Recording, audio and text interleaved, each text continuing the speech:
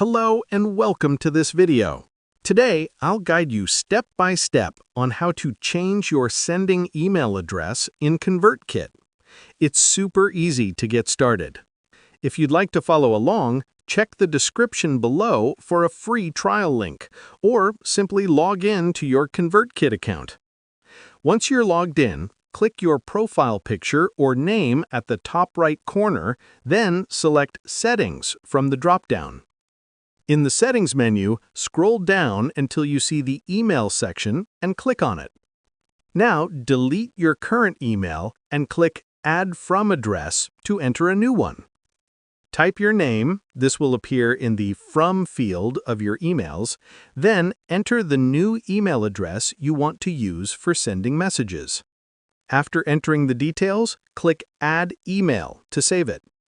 Next, open your inbox for that email address. You'll find a verification email from ConvertKit. Click the Verify button or link inside to confirm ownership of your new email address. Once verified, return to ConvertKit, find your new email in the list, and click Set as Default. And that's it! Your new sending email is now ready to use in ConvertKit. If you want to learn how to grow your email list faster while earning high-ticket commissions, check out the free training linked below.